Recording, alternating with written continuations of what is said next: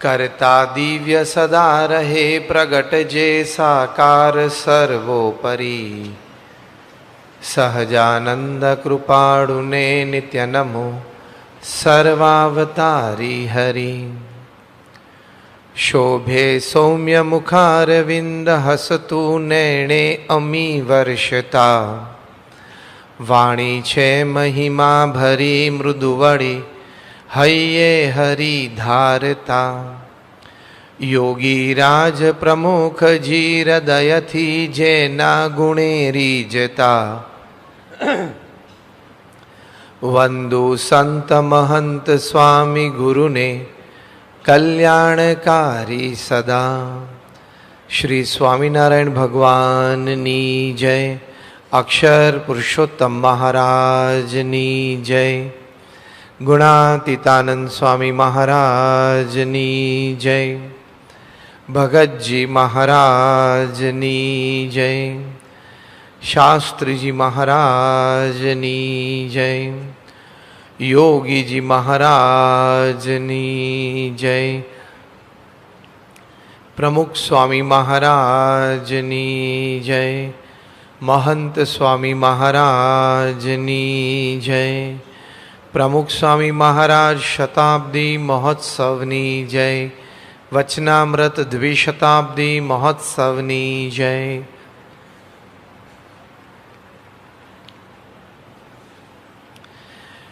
पूर्ण पुरुषोत्तम नारायण भगवान स्वामीनारायण पृथ्वी पर पधार्या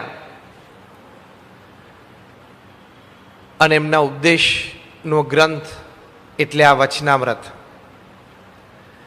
સમગ્ર શાસ્ત્રના સાર રૂપે એમણે આપણને આ વચનામૃત ગ્રંથ આપ્યો છે। એમાં ભગવાન સ્વામિનારાયણ અને મોટા પરમહંસો થકી આપણે વાત સમજતા હતા કે ભગવાન સ્વામિનારાયણે કોઈ વાત અવિદ્વાન રાખી નથી। જે કંઈ પ્રકારનું માર્ગદર્શન આપણે જોઈતું હોય વ્યવહારિક માર્ગે કે આધ્યાત્મિક માર્ગે એ આ વચનામૃતમાંથી આપણને પ્રાપ્ત થાય છે। એવા સુંદર ગ્રંથ છે। આ પારાયણ અંતર્ગત આપણે વિશેષ તો વચનામૃત ગ્રંથનો દ્વિશતાબ્દી મહોત્સવ આ વર્ષે ચાલી રહ્યો છે અને સાથે સાથે પરમ પૂજ્ય પ્રમુખ સ્વામી મહારાજનો શતાબ્દી મહોત્સવ પણ ખૂબ ધામધૂમપૂર્વક આપણે છેલ્લા 3 વર્ષથી ઉજવી રહ્યા છે। હજી આપણે 2 વર્ષ ઉજવીશું એટલે એ પણ પંચવર્ષીય આયોજન છે। તો આ બંને ઉત્સવને ધ્યાનમાં રાખીને આપણે જે આ 7 દિવસ સુધી પારાયણ સાંભળવાના છીએ એમાં આ વચનામૃત ગ્રંથના આધારે ભગવાન સ્વામિનારાયણ પૂર્ણ પુરુષોત્તમ નારાયણ અને મોક્ષનું દ્વારરૂપ જે સત્પુરુષ ગુણાતીત સંત એવા બ્રહ્મ સ્વરૂપ પ્રમુખ સ્વામી મહારાજના વ્યક્તિત્વમાં સામ્યતા એ આપણે સાંભળીશું અને સમજીશું। ભગવાન સ્વામિનારાયણે જે વચનામૃતમાં વાત કરી છે એમાં શ્રીજી મહારાજે મધ્યના 9મા વચનામૃતમાં બી વાત કરી કે આ વાર્તા તો ન ભૂતો ન ભવિષ્યતિ એવી છે અને અતિશય ઝીણી વાર્તા થાય છે।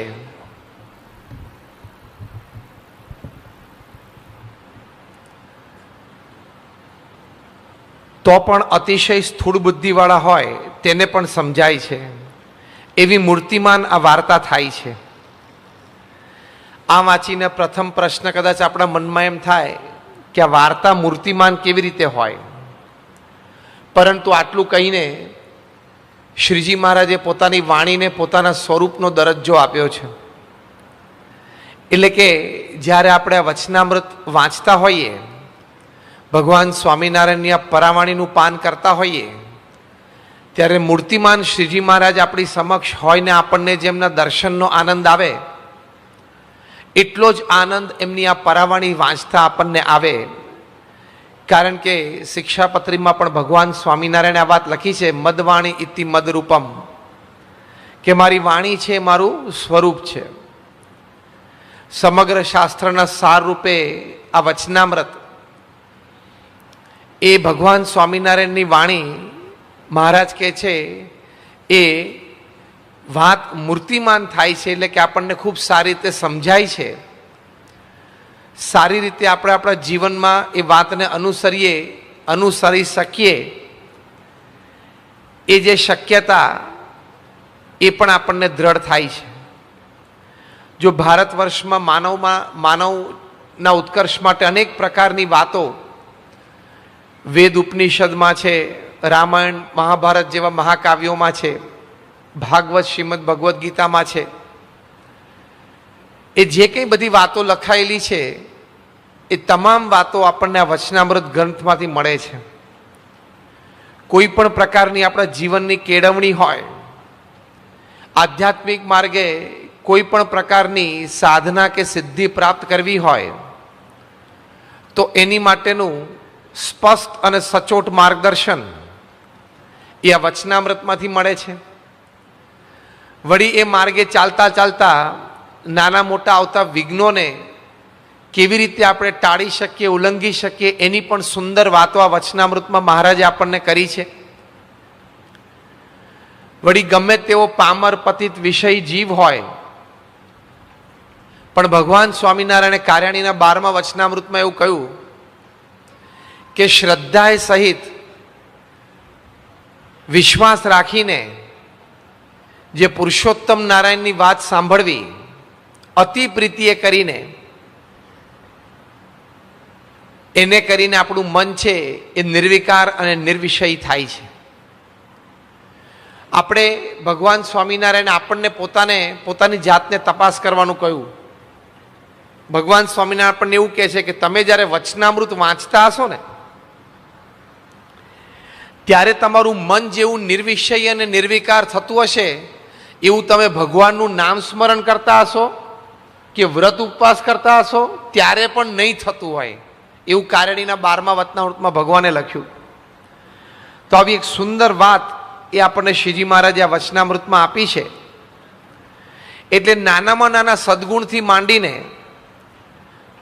બહુ જ મોટી આધ્યાત્મિક સ્થિતિ જે બ્રહ્મરૂપ થઈને પુરુષોત્તમ નારાયણની ભક્તિ કરવી, એકાંતિક ધર્મ સિદ્ધ કરવો, ઉત્તમ નિર્વિકલ્પ નિશ્ચય દ્રઢ થવા, બધા સમાનાર્થી શબ્દો છે, એના અર્થ સમાન છે. એ તમામ વાતો શ્રીજી મહારાજે આ વચનામૃતમાં ખૂબ સ્પષ્ટપણે કોઈ પણ શંકા ક્યારેય આપણને ઉદ્ભવે નહીં એવી રીતે સુંદર રીતે લખી છે. આ વાતોના શબ્દો આપણને દ્રઢપણે મળાય અને કોઈ કાળે ક્યારેય શંકા ન રહે એની માટે ભગવાન સ્વામિનારાયણે અનેક ઠેકાણે આ વાર્તા તો જેમ અમને વર્તે છે તેવી રીતે કહીએ છીએ. આવી વાત પ્રથમના 60મા વચનામૃતમાં કરી. અમારા અનુભવમાં આ વાર્તા મળતી આવતી નથી, માટે શાસ્ત્રમાં ભલે લખેલી હોય પણ આ વાર્તા ખોટી છે એવી વાત અંત્યના 36મા વચનામૃતમાં મહારાજે કરી કે ગમે તેવો શાસ્ત્રનો વિદ્વાન હોય પણ એને એમ થાય કે હું જાતે આત્મદર્શન કરી લઉં તો એ શક્ય નથી. ભલે શાસ્ત્રમાં વાત લખી લો કે એ શક્ય છે પણ એ વાત ખોટી છે, કારણ કે અમારા અનુભવમાં એ વાત મળતી નથી આવતી. આવા શબ્દો ફક્ત ભગવાન પૂર્ણ પુરુષોત્તમ નારાયણ ઉચ્ચારી શકે, બીજા કોઈ ઉચ્ચારી ન શકે. તો આવી ખૂબ વાતો ભગવાન સ્વામીને લખી છે. મારે વાત કરવી છે તે દંભે કરીને નથી કરવી. મધ્યનું 13મું વચનામૃત. આ ઉપરોક્ત વાક્ય તેમની સિદ્ધ દશા ત્યાંથી લઈને મધ્યનું 9મું કે અંત્યના 38મા વચનામૃતમાં શ્રીજી મહારાજે કહ્યું કે પોતે પુરુષોત્તમ નારાયણ છે, અવતારના અવતારી છે, એવી વાતો લખી છે.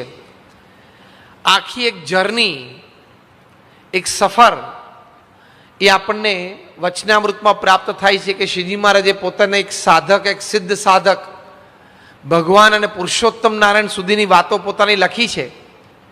આ સમગ્ર વાતોની વચ્ચે ભગવાન સ્વામિનારાયણનું એક અદ્ભુત અને અદ્વિતીય વ્યક્તિત્વ ઝીલાયેલું છે. એ સંબંધી આપણે વાત સમજવાનો આ વચનામૃતમાંથી પ્રયત્ન કરશું. શ્રીજી મહારાજ આ વચનામૃતમાં પૃથ્વી પર પધારીને પોતાનો અભિપ્રાય પોતાની રુચિ, પોતાનો સિદ્ધાંત એ ખૂબ સ્પષ્ટપણે આપણને સમજાવ્યો છે. આપણે સૌ અહીંયા બેઠા છીએ સંતો હરિભક્તો, આપણે ભગવાન સ્વામિનારાયણના આશ્રિત છીએ. ભગવાન સ્વામિનારાયણ આપણા ઈષ્ટદેવ છે અને એમના અક્ષરધામમાં આપણે નિવાસ કરવો છે. જન્મ મરણ ગર્ભવાસ લખ 84થી છૂટીને ત્યારે એમનો ઉપદેશામૃતનો આ ગ્રંથ વચનામૃત, એમના દરેક શબ્દો આપણી માટે અમૃત બિંદુ છે. તો શ્રીજી મહારાજે પોતાનો રહસ્ય, અભિપ્રાય, સિદ્ધાંત આ વચનામૃતમાં ખૂબ સારી રીતે સમજાવ્યા છે. શ્રીજી મહારાજે ગઢડા પ્રથમના 21મા વચનામૃતમાં કહ્યું, મહારાજે પહેલા પ્રથમના 7મા વચનામૃતમાં કહ્યું કે જીવ, ઈશ્વર, માયા, બ્રહ્મ અને પરબ્રહ્મ એ 5 ભેદ અનાદિ છે. આ વાત મૂર્તિમાન પ્રત્યક્ષપણે જાહેર સમુદાયમાં, સમાજની વચ્ચે ભગવાન સ્વામિનારાયણ પ્રથમ એવી વ્યક્તિ જેણે આ કરી. સત્શાસ્ત્રોમાં વાત લખેલી છે, પણ દ્વૈત મત કે અદ્વૈત મત કે વિશિષ્ટાદ્વૈતમાં કોઈમાં આ વાત છતી ન થઈ. રામાનુજાચાર્યે પણ વિશિષ્ટાદ્વૈત મતમાં આ વાત છતી નથી કરી.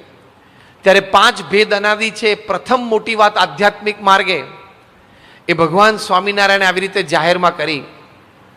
વળી કહ્યું કે માયાથી પર 2 તત્વ છે, બ્રહ્મ અને પરબ્રહ્મ.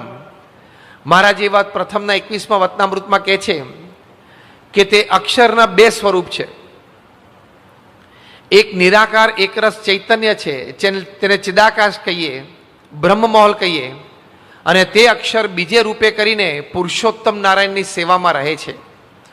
ઘણી બધી રહસ્યની વાત, પણ આપણે આ એક રહસ્યની વાત એટલા માટે કરીએ છીએ કે આપણે ભગવાન સ્વામિનારાયણ અને જેના દ્વારા એ પ્રગટ પૃથ્વી ઉપર હંમેશા રહ્યા એવા ગુણાતીત સત્પુરુષ, એમના વ્યક્તિત્વની સામ્યતા આપણે સમજવાના છીએ.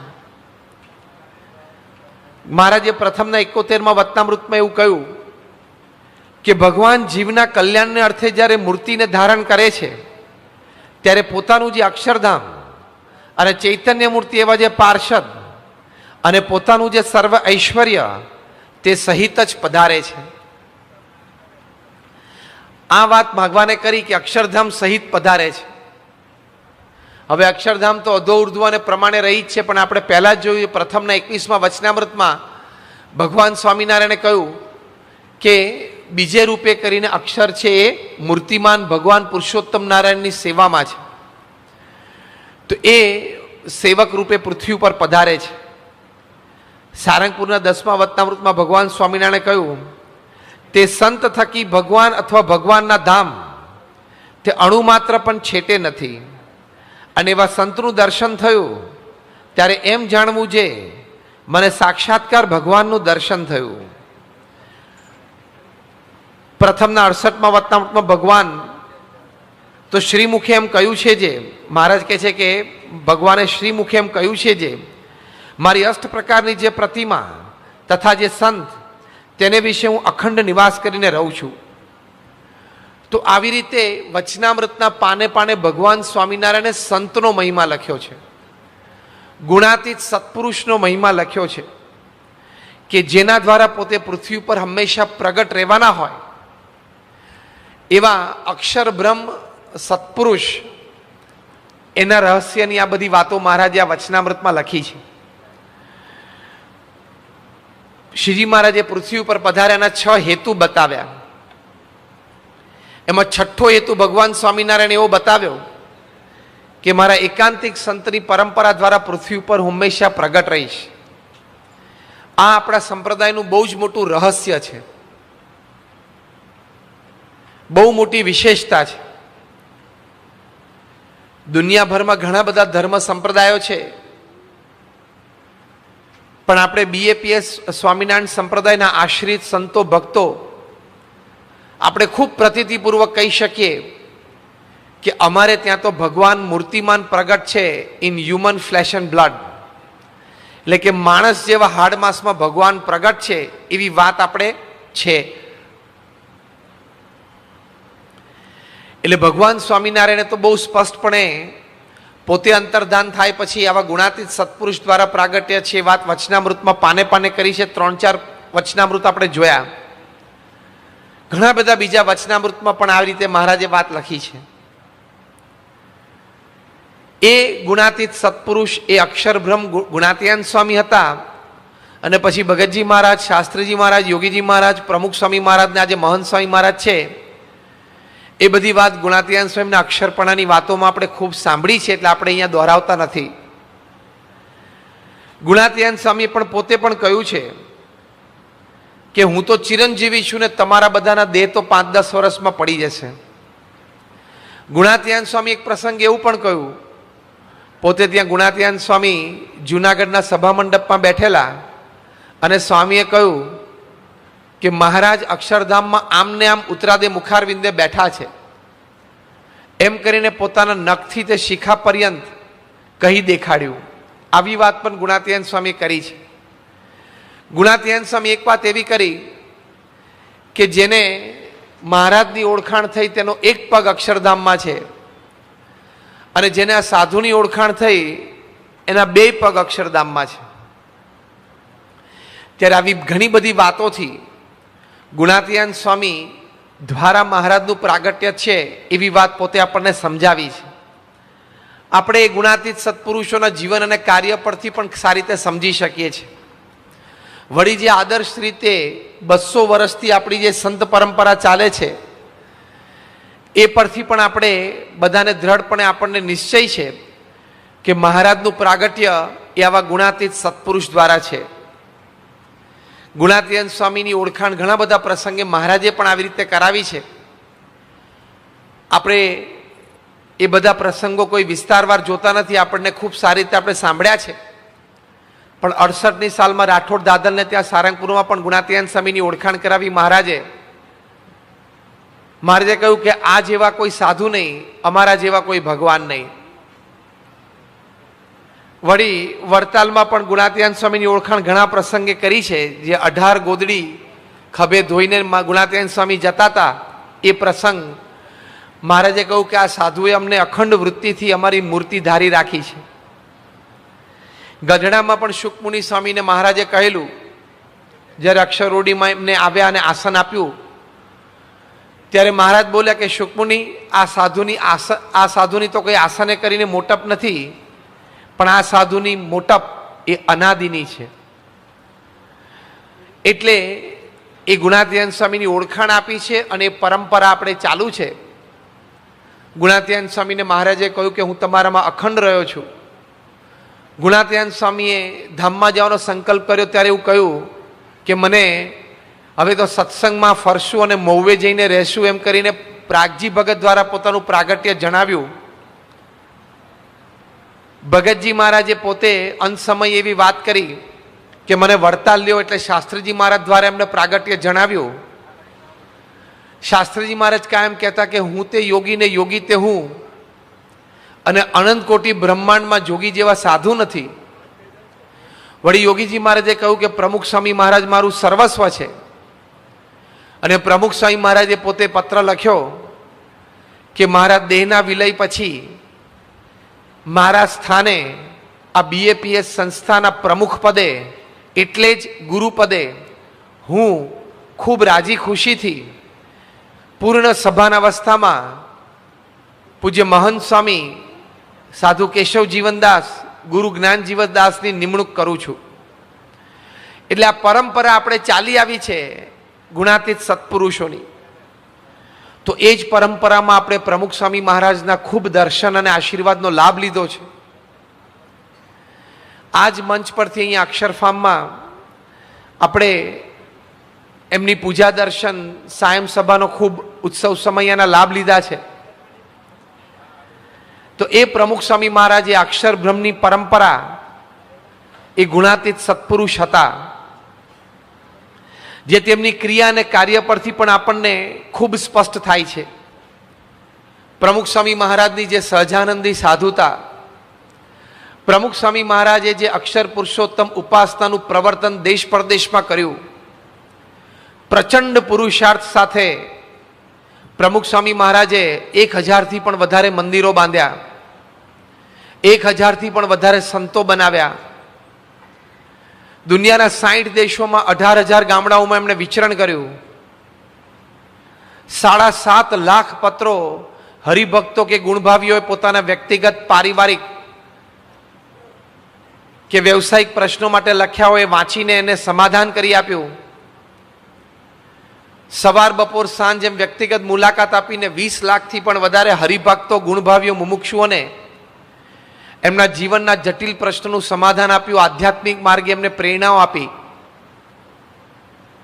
3.5 લાખથી વધારે ઘર, ઓફિસ, ફેક્ટરી કે દુકાનોમાં પધરામણી કરી.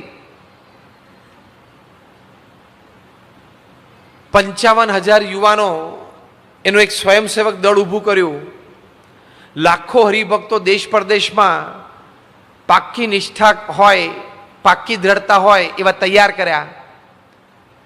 162 પ્રકારની સામાજિક, શૈક્ષણિક, પર્યાવરણલક્ષી, સાંસ્કૃતિક, નૈતિક, ધાર્મિક, આધ્યાત્મિક પ્રવૃત્તિઓ એમણે ચલાવી. એ દ્વારા સમાજના દરેક વર્ગને સ્પર્શ્યા, દરેક વર્ગના ઉત્કર્ષ માટે એમણે આ કાર્યો કર્યા. સંતો અને હરિભક્તો માટે અનેકવિધ ક્ષેત્રમાં સેવાઓ એમને ખુલ્લી મૂકી અને એ રીતે પુરુષોત્તમ નારાયણ સાથે એમનો સંબંધ કરાવ્યો. બ્રિટિશ પાર્લામેન્ટ કે કેનેડા પાર્લામેન્ટ કે કેન્યા પાર્લામેન્ટમાં એમનું ભવ્ય સન્માન સ્ટેન્ડિંગ ઓવેશન સાથે થયું. અમેરિકામાં ઘણી બધી કી ટુ ધ સિટી, ઘણા બધા શહેરોની એમને આપવામાં આવી. ગિનિસ બુક ઓફ વર્લ્ડ રેકોર્ડ્સે પણ એમના નામની, એમના કાર્યની નોંધણી કરી. અમેરિકાના રાષ્ટ્રપ્રમુખ બિલ ક્લિન્ટન હોય કે યુનાઇટેડ નેશન્સના સેક્રેટરી જનરલ કોફી અનન હોય, બ્રિટનના પ્રધાનમંત્રી ટોની બ્લેર કે જ્હોન મેજર હોય, બ્રિટનના રાજવી પ્રિન્સ ચાર્લ્સ હોય કે ભારતના અત્યારના પ્રધાનમંત્રી શ્રી માનનીય નરેન્દ્રભાઈ મોદી હોય, આ દરેક આગેવાન, શ્રેષ્ઠી, રાજકીય રીતે આગેવાન આવા પુરુષોને પ્રમુખ સ્વામી મહારાજ પ્રત્યે અનન્ય સદભાવ કાયમ રહ્યો. વળી મોટા મોટા બિઝનેસમેન હોય, હિન્દુજા પરિવાર હોય, રિલાયન્સ પરિવાર હોય, એ બધાને પણ પ્રમુખ સ્વામી મહારાજના જીવન અને કાર્યની ઘણી બધી અનુભૂતિ થઈ અને સ્વામી બાપા પ્રત્યે એમને અહોભાવ કાયમ રહ્યો. મોટા સામાજિક આગેવાનો હોય, સમાજ સેવકો હોય, મોહનભાઈ શેરીફ જેવા કે ગોરધનભાઈ જેવા, એમને પણ પ્રમુખ સ્વામી મહારાજની સેવા પ્રવૃત્તિ, સમાજ સેવાના કાર્ય પ્રત્યે ખૂબ અહોભાવ રહ્યો. અનેક નાની મોટી સંસ્થાના આગેવાનોએ પ્રમુખ સ્વામી મહારાજને ખૂબ નવાજ્યા.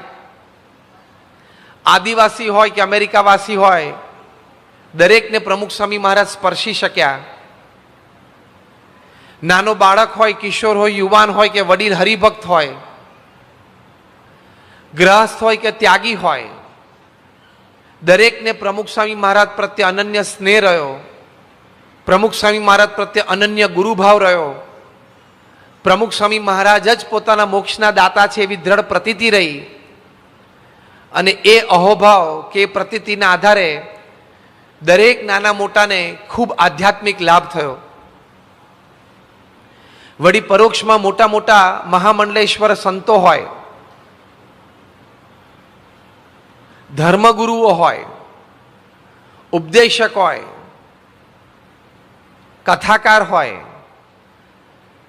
પરમ પૂજ્ય ચિદાનંદ સ્વામી હોય, પરમ પૂજ્ય ચિન્મયાનંદ સ્વામી હોય, પરમ પૂજ્ય સુશીલ કુમારજી હોય, આવા ઘણા બધા ખૂબ મોટા મોટા સંતોને પણ પ્રમુખ સ્વામી મહારાજની સાધુતા, પ્રમુખ સ્વામી મહારાજની પંચવર્તમાનની દ્રઢતા, વિશેષ તો નિષ્કામીપણું, નિર્માણીપણું, પ્રમુખ સ્વામી મહારાજની સમાજ ઉત્કર્ષની ભાવના, હમણાં જ પરમ પૂજ્ય સત્યમિત્રાનંદ ગિરિજી પોતે બ્રહ્મલીન થયા. એ તો છેલ્લે 2016ની સાલમાં પ્રમુખ સ્વામી મહારાજના દર્શન માટે સરાંગપુર આવેલા. બહુ ભાવ વિભોર થઈને બોલેલા કે ભવિષ્યની પેઢી અને ભવિષ્યનો યુગ એ તો પ્રમુખ સ્વામી મહારાજને 20મી સદીના એક મૂર્ધન્ય સંત તરીકે જ કાયમ ઓળખશે. તો આવા અનેકને સદભાવ રહ્યો. મોહનજી ભાગવત જેવા મહાનુભાવ જે રાષ્ટ્રીય સ્વયંસેવક સંઘના સરસંઘ ચાલક શ્રી છે, એમણે પણ સારંગપુરમાં સંત સભામાં પ્રમુખ સ્વામી મહારાજના દર્શન આશીર્વાદ પછી વાત કરી કે સત્શાસ્ત્રો પ્રમાણે કોઈનું જીવન હોય તો એ જીવન આપણને માન્ય થાય, સમાજને માન્ય થાય, અને સત્શાસ્ત્રો પ્રમાણે જીવે તો એ વ્યક્તિને મોટપ મળે. પણ અહીંયા તો એવું છે કે પ્રમુખ સ્વામી મહારાજનું જીવન જોઈને આપણને સત્શાસ્ત્રોમાં વિશ્વાસ આવે છે કે સાચા છે. તો આટલો બધો અહોભાવ પ્રમુખ સ્વામી મહારાજના જીવન પ્રત્યે એમણે વ્યક્ત કરેલો, તો એ પણ પ્રમુખ સ્વામી મહારાજ ના એક વ્યક્તિત્વની એક વિશિષ્ટ વાત છે. પણ આપ્ત પ્રમાણ એ બહુ જ મોટું પ્રમાણ છે. સત્શાસ્ત્ર પ્રમાણે કોઈ વ્યક્તિનું પ્રમાણ હોય, લોક પ્રમાણ પણ હોય, પણ આપ્ત પ્રમાણ પણ એક બહુ જ એક મોટી વાત છે એ દ્રષ્ટિએ કે આપણને વ્યક્તિના વ્યક્તિત્વ વિશે ખ્યાલ આવે. સાહજિક જ પ્રમુખ સ્વામી મહારાજના મુખમાંથી ઉચ્ચારેલી ઘણી બધી આવી વાતો. પ્રમુખ સ્વામી મહારાજ એક વખત સારંગપુરમાં હતા અને ત્યાંથી પછી વિદાય લઈને અમદાવાદ, મુંબઈ થઈને પરદેશ જવાના હતા. વિદાય વેળાએ ઠાકોરજીના દર્શન કરવા માટે પધાર્યા. તે વખતે બધા સંતો ત્યાં સ્વામી સાથે મંદિર ઉપર પધાર્યા અને સ્વામીના દર્શન કરતા હતા. સારંગપુર પ્રથમ ખંડમાં હરિકૃષ્ણ મહારાજના દર્શન સ્વામી કરતા હતા. પૂજ્ય જનમંગલ સ્વામી પ્રમુખ સ્વામી મહારાજના દર્શન કરતા હતા. એટલે સ્વામીએ સાહજિક એમને દર્શન કરતા કરતા હાથ જોડેલા હતા અને આમ ઈશારો કર્યો કે ઠાકોરજી તરફ જુઓ, ઠાકોરજીના દર્શન કરો. જનમંગલ સ્વામીએ ખાલી આંખ બંધ કરી પલકારી એકવાર પાછા પ્રમુખ સ્વામી મહારાજના દર્શન કરવા લાગ્યા. એટલે સ્વામીએ ફરી વખત કીધું કે જનમંગલ ઠાકોરજીના દર્શન કરો. એટલે જનમંગલ સ્વામી સાહજિક બોલે કે સ્વામી પછી એ ઠાકોરજી તો અહીંયા છે જ, અહીંયા જ ઊભા હોય છે ને 5 ટાઈમ આરતી થાય જ છે ને આવીએ જ છીએ, તમે જતા રહેવાના છો, પછી તમારા દર્શન અમને 8-10 મહિને થવાના છે. પ્રમુખ સ્વામી મહારાજ એકદમ ભાવમાં આવીને બોલ્યા કે જનમંગલ તમે તો કથાકાર છો, જ્ઞાની છો, તે તમે જ્ઞાની થઈને કેમ ભૂલા પડ્યા કે આ ઠાકોરજી અહીંયા રહેવાના છે અને અમે જવાના છીએ? અમે બે અહીંયા છીએ અને બે જવાના છીએ. એટલે પોતે ભગવાનનું સાક્ષાત સ્વરૂપ છે. એવી બધી વાતો પણ સ્વામી આવા અનેક પ્રસંગોએ કીધેલી છે. એમની સામર્થ્ય પણ એવી. પ્રેસ્ટનના આપણા હરિભક્ત છે રતિભાઈ, એમને અલ્સર થયેલું અને ઓપરેશન થિયેટરમાં ગયા, પહેલા સ્વામી બાપાના આશીર્વાદ લીધે અને સ્વામીએ કહેલું કે બધું સારું થઈ જશે. સ્વામીના આશીર્વાદ છતાં ઓપરેશન ટેબલ ઉપર ગયા તે વખતે જ અલ્સર ફાટ્યું. હવે શરીરમાં ઝેર પણ પ્રસરી જાય અને ધામમાં પણ જાય. એટલે એમને પણ ગભરાટ થયો, બધા ડોક્ટરની ટીમને પણ ખૂબ ગભરાટ થઈ ગયો. પણ તે વખતે એમને પ્રમુખ સ્વામી મહારાજે, સ્વામી તો તે વખતે ઇન્ડિયામાં હતા અને એ પ્રેસ્ટન હતા, ઓપરેશન થિયેટરમાં પ્રમુખ સ્વામી મહારાજ એમને દર્શન આપ્યા અને બહુ પ્રેમથી રતિભાઈને કહ્યું કે જરાય ચિંતા ન કરશો, બધું સારું થઈ જશે. પછી તો ઓપરેશન સારી રીતે પત્યું, પોતે સાજા નરવા થઈ ગયા. ભારત સ્પેશિયલ આવ્યા પ્રમુખ સ્વામી મહારાજના દર્શન આશીર્વાદ માટે, આભાર વ્યક્ત કરવા માટે. સ્વામી બાપા તે વખતે મુંબઈ હતા અને ત્યાં રતિભાઈએ સ્વામી બાપાને વાત કરી કે આપે મને પ્રત્યક્ષ દર્શન આપીને મને ઓપરેશન થિયેટરમાં ખૂબ આશ્વાસન બળ આપ્યું. ત્યારે સંતોએ સાહજિક બાપાને વાત કરી કે સ્વામી આ તમે તો અહીંયા હતા અને તમે છેક પ્રેસ્ટનમાં બીજા સ્વરૂપે દર્શન આપ્યા, તે તમને કેવી રીતે ખબર પડે કે અત્યારે આ ભક્તને જરૂર છે ને હું દર્શન આપું, અને આવો બધો સમય તમને ક્યારે મળે છે? ત્યારે સ્વામી બહુ હસતા હસતા વાત કરી. સ્વામી કે બધું મહારાજનું કર્તવ્ય છે, મહારાજ જ કરતા હરતા છે, પણ ભક્તને સંતમાં હેતો હોય એટલે સંત સ્વરૂપે ભગવાન દર્શન આપે. જેમ ભગતજી મહારાજને આપ્યા હતા તેમ આવી રીતે સ્વામીએ ત્યાં વાત કરી. તો આ વાત સાચી છે જે આપણા પરમહંસોએ લખી છે કે સંત જાણજો મારી મૂર્તિ રે, તેમાં ફેર નથી એક રતિ રે. હું તે સંત ને સંત તે વળી હું છું, એમ શ્રી મુખે કહે ભગવંત રે. એટલે જેવા શ્રીજી મહારાજ હતા એવા જ પ્રમુખ સ્વામી મહારાજ પણ હતા. જેવા શ્રીજી મહારાજ અને પ્રમુખ સ્વામી મહારાજ હતા એવા જ આજે મહંત સ્વામી મહારાજ છે, એમાં લેશ માત્ર પણ ઓછપ નથી. કારણ કે મહારાજે પોતે જ પ્રથમના 68માં વતનામૃતમાં વાત કરી છે કે મારી અષ્ટ પ્રકારની જે મૂર્તિ તથા જે સંત, એમાં હું અખંડ નિવાસ કરીને રહું છું. એ બધી વાતો આપણે ખૂબ સારી રીતે જોઈ છે. જેવા ભગવાન સ્વામિનારાયણમાં અનંત કલ્યાણકારી ગુણો હતા, એવા જ અનંત કલ્યાણકારી ગુણો પ્રમુખ સ્વામી મહારાજમાં પણ હતા. એવા જ અનંત કલ્યાણકારી ગુણો આજે મહંત સ્વામી મહારાજમાં પણ છે. જેવું ઐશ્વર્ય ભગવાન સ્વામિનારાયણનું હતું, એવું જ ઐશ્વર્ય પ્રમુખ સ્વામી મહારાજનું પણ હતું, અને એવું જ ઐશ્વર્ય આજે મહંત સ્વામી મહારાજનું પણ છે. જેવો પ્રભાવ મહારાજનો સત્સંગમાં અને સમાજમાં હતો, એટલો જ પ્રભાવ, એવો જ પ્રભાવ પ્રમુખ સ્વામી મહારાજનો પણ સમગ્ર સત્સંગ સમુદાય ઉપર અને સમાજ ઉપર રહ્યો. એવો જ પ્રભાવ આજે મહંત સ્વામી મહારાજનો પણ આજે સત્સંગ સમુદાય અને સમાજ ઉપર આપણે જોઈએ છીએ. ત્યારે આપણને પ્રતીતિ આવે છે કે જેવા શ્રીજી મહારાજ હતા, એવા જ પ્રમુખ સ્વામી મહારાજ હતા, અને એવા જ આજે મહંત સ્વામી મહારાજ છે. શ્રીજી મહારાજના વખતમાં એક પ્રસંગ એવો બનેલો, મહારાજ તો ગઢડામાં બિરાજમાન હતા, અને ધાંગધ્રા ગામના એક બ્રાહ્મણ રૂપશંકર એ પોતાની દીકરીના લગ્ન માટે ભાવનગર ત્યાં ઘરેણાં ખરીદવા માટે જવાના હતા. તેમના પડોશમાં ધાંગધ્રામાં કોઈ હરિભક્ત રહેતા હશે. એમણે આ રૂપશંકરને કહ્યું કે તમે ધાંગધ્રાથી ભાવનગર જાઓ છો તો રસ્તામાં ગઢડા આવશે, ભગવાન સ્વામિનારાયણ ત્યાં બિરાજમાન છે, તમે અવશ્ય એમના દર્શન કરજો.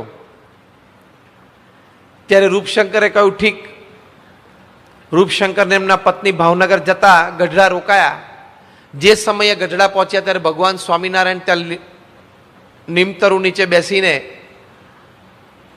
કથા વાર્તા કરતા હતા, ને સંતો હરિભક્તો બધા સભામાં બેઠેલા. સભાની પાછળથી આવીને રૂપશંકરે મહારાજના દર્શન કર્યા, અને પ્રથમ જ દર્શન અને રૂપશંકરની આંખો ચોંટી ગઈ.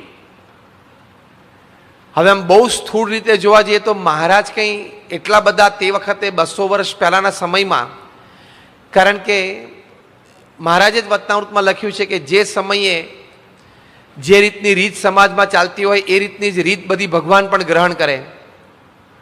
સતયુગ, દ્વાપર, ત્રેતા, કળિયુગની બધી વાતો લખીને મહારાજે લખ્યું છે કે ઉંમર અને આવરદા પણ એ પ્રમાણે ગ્રહણ કરે, અને જે સમયે સમાજમાં જેવી રીતભાત હોય એ રીતે ગ્રહણ કરે, આદતો હોય એવી પણ ગ્રહણ કરે, અને સમાજમાં જે રીતનું રૂપ ચાલતું એ રીતે પણ ગ્રહણ કરે. હવે તમે 18મી સદીના બધા માણસો જો 200 વર્ષ પહેલાના, અત્યારે તો આપણને કંઈ એવો પ્રૂફ નથી, પણ 50-70 વર્ષ પહેલાના પણ લોકોના ફોટોગ્રાફ જો તો અત્યારના કરતાં એમનું રૂપ ઘણું બધું ઓછું સૌંદર્યવાળું દેખાય. તો 200 વર્ષ પહેલાં તો કેવું, એમાં શ્રીજી મહારાજ યુપીમાં જન્મેલા, એમના મોઢા ઉપર ચાઠા હતા, બેઠી દડીના મહારાજનું આમ શરીર કહેવાય, થોડું સ્થૂળ પણ હતું. મહારાજની જે ગર્થ કહેવાય, એટલે કે આ કેળનો ભાગ, એ પણ મોટો હતો. એટલે આમ બહુ સ્થૂળ રીતે તો આપણને એટલું આકર્ષણ જેવું ના દેખાય. પણ મહારાજે વડતાલના 10મા વતનામૃતમાં એવું કહ્યું છે કે જ્યારે ભગવાન પૃથ્વી ઉપર પ્રગટ થાય ત્યારે રાજા રૂપે હોય કે સાધુ રૂપે હોય, પણ એ મૂર્તિમાં સહેજે જ મનુષ્ય જેવી જ દેખાતી હોય, પણ એવું ઐશ્વર્ય હોય, એવી દિવ્યતા હોય કે જે જીવ શ્રદ્ધાએ કરીને એના દર્શન કરે એ જીવને તત્કાળ સમાધિ થઈ જાય. સમાધિ એટલે ખાલી એવું નહીં કે અહીંયા ક્યાં આપણે સમાધિ થઈને અક્ષરધામમાં આપણો જીવ જાય, એ પણ થાય, પણ સદભાવ રૂપી સમાધિ, નિશ્ચય રૂપી સમાધિ એ પણ થાય. તો આ રૂપશંકરે મહારાજને જોઈને તરત બોલ્યા, કહો સ્વામિનારાયણ રૂપાળા બહુ. મહારાજની આંખોથી બહુ પ્રભાવિત થયા કે એમની આંખોના કામણ બહુ જબરા છે. વળી થોડી વાર મહારાજના દર્શન કરીને એમને ઉતાવળા દીધા, ભાવનગર ચાલ્યા, પણ રસ્તામાં એના પત્નીને કહેતા જાય કે સ્વામિનારાયણ રૂપાળા બહુ. એના પત્ની પણ કે આ સ્વામિનારાયણ રૂપાળા બહુ. તો એમ કરતા કરતા તો એ ભાવનગર જઈને પાછા ધાંગધ્રા અને આપણા હરિભક્તે પૂછ્યું કે મહારાજના દર્શન ગઢડે કર્યા? તો કે કર્યા ને. તમારા સ્વામિનારાયણ રૂપાળા બહુ કે. મહારાજની મૂર્તિ એને અંતરમાં આમ ચોંટી ગયેલી. મહારાજની મૂર્તિ અંતરમાં આમ ચોંટી ગયેલી. સ્વામિનારાયણ રૂપાળા બહુ. પછી તો ગામમાં ઘણાને વાત કરે. વર્ષો આ બાજુ વીતી ગયા. આ બાજુ મહારાજ ધામમાં ગયા. રૂપશંકર પણ ઘણી મોટી ઉંમર થઈ, વૃદ્ધાવસ્થા થઈને ધામમાં જવાની વાત થઈ. એટલે કે પથારી વારસ હતા અને મરણ પથારી હતા. ભગવાન સ્વામિનારાયણ એમને દર્શન આપ્યા અને ભગવાન સ્વામિનારાયણે કહ્યું કે ચાલો રૂપશંકર અમારા ધામમાં. તો રૂપશંકર કે હું તો કઈ તમારો આશ્રિત ભક્ત હતો જ નહીં અને મેં કંઈ તમારું ભજન નથી કર્યું, તો તમે મને કેમ ધામમાં લેવા માટે આવ્યા? ત્યારે ભગવાન સ્વામિનારાયણે રૂપશંકરને પૂછ્યું, સ્વામિનારાયણ કેવા? તે રૂપશંકર કે સ્વામિનારાયણ રૂપાળા બહુ. મહારાજ કે એટલે જો તે મારું ભજન કર્યું ને, તું આખો દિવસ બોલ બોલ કરતો હતો ને કે સ્વામિનારાયણ રૂપાળા બહુ, સ્વામિનારાયણ રૂપાળા બહુ, તે મારું ભજન જ કર્યું, ચાલ અક્ષરધામ. એમ કહીને અક્ષરધામમાં લઈ ગયા મહારાજ. તો આવી રીતે પણ કહેવાની વાત એ કે મહારાજના એકવાર પણ દર્શન કોઈ કરતા, એકવાર પણ મહારાજની મુખાકૃતિ કોઈ જોતા એ ક્યારેય ભૂલી શકતા નહીં. મહારાજની આંખોમાં આંખો પરોવીને કોઈ એમના દર્શન કરતા તો એ મરમાડી આંખો મહારાજની કાયમ એને હૃદયમાં ચોંટી જતી. એવું પ્રમુખ સ્વામી મહારાજ માટે પણ લોકોને બનતું. પ્રમુખ સ્વામી મહારાજની આંખો વિશે તો તમે એક આખી પારાયણ 3 દિવસની જુદી કરો ને એટલા બધા પ્રસંગો છે. પ્રમુખ સ્વામી મહારાજની આંખો, એની ઉપર 3 દિવસ રોજ 1.5 કલાક 5 કલાકની કથા વાર્તા થાય એવું છે. પ્રમુખ સ્વામી મહારાજ 1984માં લંડન પધારેલા. તે વખતે તો આપણી પાસે મંદિર નહીં, મંદિર 95માં થયું. તો બહાર આવી રીતે હોલ આપણે રેન્ટ કરીએ ને ત્યાં સવારે પૂજા અને સાંજે સભા થાય.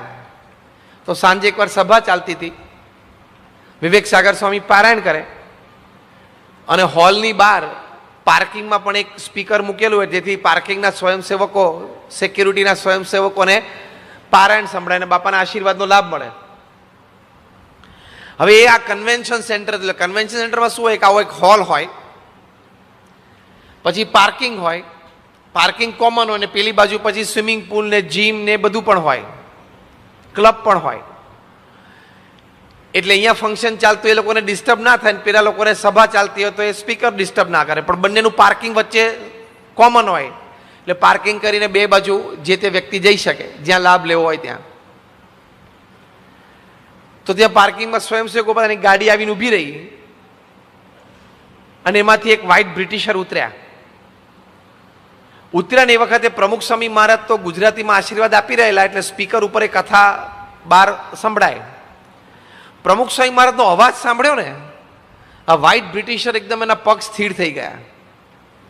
એમણે જાણ્યું કે આ બધા એક ડ્રેસ પહેરીને ઊભા છે એટલે આ બધા પાર્કિંગના સ્વયંસેવકો એ લોકોને લાગે છે વોલેન્ટિયર. એટલે એક વોલેન્ટિયરને મળ્યા અને પૂછ્યું કે હુઝ વોઇસ ઇઝ ધીસ, આ કોનો અવાજ છે?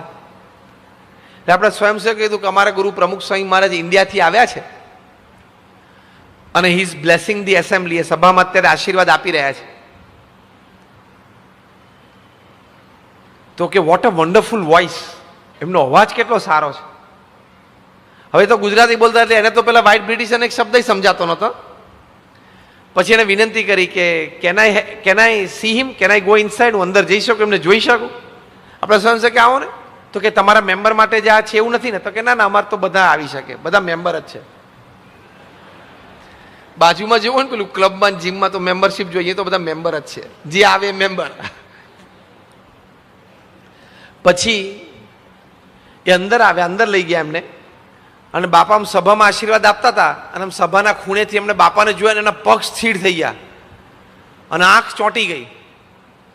પછી એકદમ સભાન થાય એટલે દોડીને બહાર ગયા. આપણે સ્વયંસેવકથી શું થયું, ત્યાં તો પાર્કિંગમાંથી ગાડીમાંથી એમનો કેમેરો લઈને આવ્યા કારણ કે મારે એમના ફોટોગ્રાફ્સ પાડવા છે અને એમના ચહેરા કરતાં એમની આંખોના ફોટોગ્રાફ પાડવા છે. અત્યારે જ્યારે સભામાં બોલી રહ્યા છે ને આ વ્હાઇટ બ્રિટિશર કહે છે, ત્યારે એમની આંખોમાંથી જે પ્રેમ અને કરુણા ઝરે છે ને, આવી આંખો મેં જિંદગીમાં જોઈ નથી. I want to take his pictures. હવે તે વખતે તો ડિજિટલ કેમેરા હતા ને એટલે પેલી 36નો ફોટોગ્રાફની રોલ હોય, પતે એટલે પાછો રોલ કાઢવાનો પાછો નાખવાનો. તે સભામાં આગળ આવ્યા અને બાપાના ફોટોગ્રાફ પાડ્યા. સ્વામીને છે ને પ્રમુખ સ્વામી મહારાજને કેવું હતું, કોક સભા ચાલુ ત્યારે આગળ આવીને ફોટા પડે તો જરાય ગમતું નહીં એમને. અને ઘણા પ્રસંગે સ્વામીએ ફોટોગ્રાફરને ટોક્યા હોય, બહાર આમ બાજુમાં જવાનું કહ્યું હોય એવા પ્રસંગો છે. એટલે આમથી ફોટોગ્રાફરને સ્વામી આમ જોઈને વાતો કરે, વળી પેલા દોડી ના માર, સ્વામી વળી આમ જોવે. સ્વામીને ગમતું નહીં, તો એમણે ઘણા બધા ફોટોગ્રાફ પાડ્યા. પછી પૂજ્ય વિવેક જીવન સ્વામી 84ની સાલમાં બાપાની સાથે હતા, દુભાષ્ય તરીકે એમણે ઊભા થઈને એમણે કહ્યું કે તમે ફોટોગ્રાફ પાડી લીધા હોય તો હવે સભાને ડિસ્ટર્બ ન થાય, આપ બેસો. પછી બેઠા કે ના, મને ફરી વખત એમના ફોટોગ્રાફ પાડવા જ દો, મારે એમની આંખોના ફોટોગ્રાફ પાડવા છે. આવી આંખો મેં ક્યારેય જોઈ નથી. અત્યારે એમની પ્રેમ અને કરુણાની જે આંખો છે, ત્યારે વિવેકજીવન સ્વામીને પૂછ્યું કે તમારો પરિચય શું, કારણ કે આવી ઊંડાણપૂર્વક વાતો કરે કોઈ, કે તમારો પરિચય શું? એટલે એમને વિઝિટિંગ કાર્ડ આપ્યું કે I am Peter Snowdon, chief photographer BBC, British broadcasting કોર્પોરેશનના ચીફ ફોટોગ્રાફર હતા. એમનું નામ પીટર સ્નોડન. કે મને અત્યારે તમે ફોટોગ્રાફ પાડવા દો. મેં દુનિયાના 100થી વધારે પ્રતિષ્ઠિત મહાનુભાવો, પ્રેસિડેન્ટ અને પ્રાઇમ મિનિસ્ટરના પણ ફોટોગ્રાફ પાડ્યા છે, પણ આવી આંખો મેં જોઈ નથી. પછી એમને ફોટોગ્રાફ પાડ્યા અને પછી કે હું આ ફોટોગ્રાફનું એક્ઝિબિશન મારા ચર્ચમાં મારે ગોઠવવું છે અને બધાને મારે દેખાડવું છે કે સંતની આંખો કોને કહેવાય,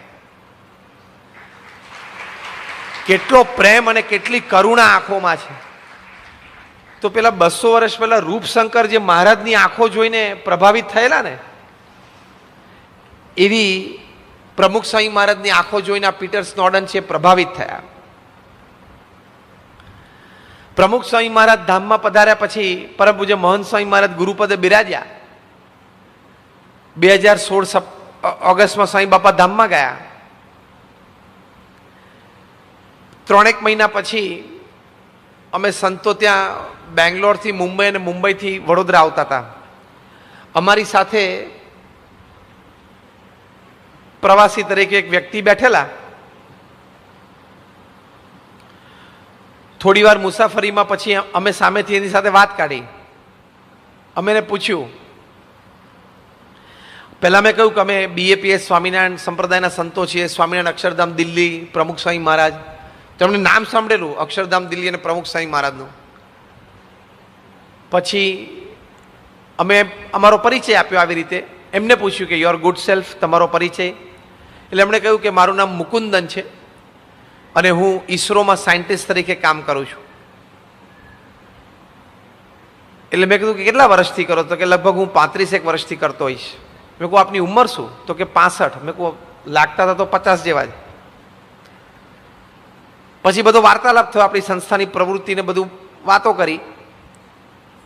પછી એમણે વાત કરી કે મારા જીવનમાં બહુ મોટા ભાગ્ય કે મેં 12 વર્ષ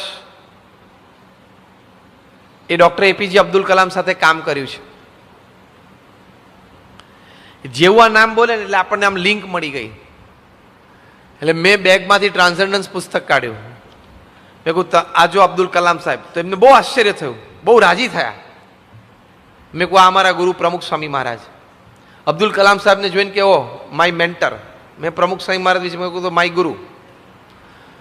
તો મને કે આ બંનેનો ફોટોગ્રાફ કેવી રીતે? મેં કહું બંનેને એકબીજા પ્રત્યે બહુ અહોભાવ હતો.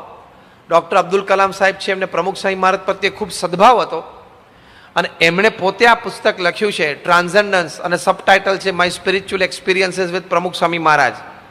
એટલે પ્રમુખ સ્વામી મહારાજ સાથેના મારા આધ્યાત્મિક અનુભવો. તો કે આ બહુ કહેવાય. મેં કહું હા, જો આ પ્રસંગ. પછી 50મું પાનું ખોલીને એમને વંચાવ્યો ફકરો કે એમણે અબ્દુલ કલામ સાહેબે પોતે પોતાના જીવનનો એક પૂર્ણ સંતોષ, પૂર્ણ કામપણું વ્યક્ત કર્યું છે. એમણે લખ્યું છે કે હું પ્રમુખ સ્વામી મહારાજના સંપર્કમાં આવ્યો પછી પ્રમુખ સ્વામી મહારાજે put me in a geosynchronous orbit. એટલે કે મને ભગવાનના પરિભ્રમણમાં પ્રમુખ સ્વામી મહારાજે મૂકી દીધો.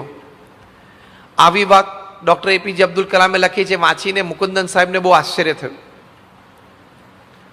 પછી મને કે અનફોર્ચ્યુનેટલી અબ્દુલ કલામ પાસ્ડ અવે. મેં કહું અનફોર્ચ્યુનેટલી અવર ગુરુ પ્રમુખ સ્વામી મહારાજ ઓલ્સો પાસ્ડ અવે. મને કે વેન? મેં કહું હમણાં 3 મહિના પહેલા જે ધામમાં પધાર્યા. મુકુંદન સાહેબ બહુ બુદ્ધિશાળી. તો મને કે આટલી મોટી સંસ્થા તમે વાત કરો છો, આટલી બધી પ્રવૃત્તિ, આટલા બધા સંતો, તે પ્રમુખ સ્વામી મહારાજ ધામમાં પધાર્યા પછી એમની જગ્યાએ એમને કોઈની નિમણૂક કરી છે? કે તમારે શું હોય છે, આમ ડેમોક્રેસી હોય છે, વોટિંગ સિસ્ટમ હોય છે, ઇલેક્શન થાય કે નિમણૂક થાય? મેં કહ્યું ના, અમારે તો નિમણૂક જ થાય. કારણ કે કોણ ગુરુપદે બેસવાના છે, કોણ એ પરંપરામાં છે, એ ભગવાનનું સ્વરૂપ કોણ છે એમને જ ખબર હોય, બાકી અમને બધાને ક્યાંથી ખબર હોય? અમારે તો સભામાં બેસીને કથા સાંભળવાની, કે પ્રમાણે સેવા કરવાનું, ત્રીજો કોઈ કાર્યક્રમ નહીં. જે ગુરુ હોય એની આજ્ઞા પ્રમાણેમાં રહેવાનું હોય. બાકી એટલે ગુરુ જ નક્કી કરે કે પોતાના ઉત્તરાધિકારી કોણ છે, સક્સેસર કોણ છે. તો કે સારું કહેવાય. 200 વર્ષથી તમારે આવી પરંપરા ચાલતી હોય અને કોઈ વિખવાદ ઊભો ન થયો હોય, એ બહુ મોટી વાત કહેવાય. પછી મને કે એમને કોની નિમણૂક કરી? એટલે મેં કહું મહંત સ્વામી મહારાજ છે એમ કરીને મેં મોબાઈલ ફોનમાં સ્ક્રીન ઉપર મહંત સ્વામી મહારાજનો ફોટોગ્રાફ હતો, આમ મુખારવિંદ, આમ બસ્ટ ફોટોગ્રાફ હતો, એ દેખાડ્યો.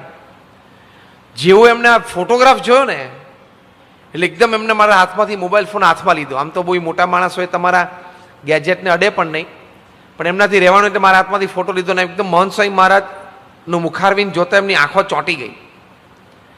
અને પહેલું જ વાક્ય બોલ્યા કે his eyes are very spiritual. એમની આંખોમાં આધ્યાત્મિકતા બહુ છે. એટલે 200 વર્ષ પહેલા રૂપશંકર ને મહારાજની આંખો બહુ મરમાડી છે એવું જણાનું. પીટર સ્નોડન ને પ્રમુખ સ્વામી મહારાજની આંખોમાં ખૂબ પ્રેમ અને કરુણા દેખાણા. ઈસરોના સાયન્ટિસ્ટ મુકુંદન ને મહંત સ્વામી મહારાજની આંખોમાં પૂર્ણ આધ્યાત્મિકતા દેખાણી. ત્યારે આપણને આ વાતની પ્રતીતિ આવે છે કે જેવા શ્રીજી મહારાજ હતા એવા જ પ્રમુખ સ્વામી મહારાજ પણ હતા અને એવા આજે મહંત સ્વામી મહારાજ પણ છે. કે એમના પ્રથમ દર્શનથી એવો એક સદભાવ, એક અહોભાવ આવા બુદ્ધિશાળી લોકોને પણ પ્રતીતિ આવે છે. પછી મુકુંદન સાહેબે કીધું કે his eyes are very spiritual. પછી તો એ પણ બોલ્યા કે his face is very spiritual. એટલે મહંત સ્વામી મહારાજની જે મુખાકૃતિ છે ને એ પણ બહુ આધ્યાત્મિક છે. તો આવી રીતે એ વચનામૃતના આધારે જે મહારાજે સંત જાણજો મારી મૂર્તિ રે બધી વાતો લખી છે, સંત દ્વારા પ્રાગટ્યની વાતો આપણને સમજાવી છે, એ વાતની આપણને ચોક્કસ પ્રતીતિ આવે છે કે ભગવાન સ્વામિનારાયણ એ સંત દ્વારા હંમેશા એમનું પ્રાગટ્ય છે.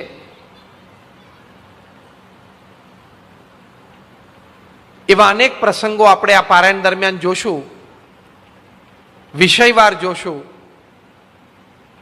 અને એ દ્વારા આ વચનામૃત ગ્રંથના આધારે વ્યક્તિત્વની સામ્યતા આપણે જોશું. પણ આજે આ પ્રથમ દિવસે આપણે જ્યારે આ શરૂઆત થઈ છે ત્યારે થોડીક ઝલક સામ્યતાના પ્રસંગો વિશે આપણે જોશું.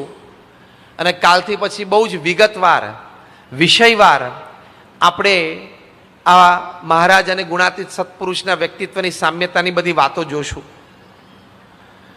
જો જેવા શ્રીજી મહારાજ નિર્વિકારી હતા, નિર્વિષયી હતા, કારણ કે પોતે તો સ્વયં પૂર્ણ પુરુષોત્તમ નારાયણ હતા, એવા જ પ્રમુખ સ્વામી મહારાજ પણ નિર્વિકારી, નિર્વિષયી.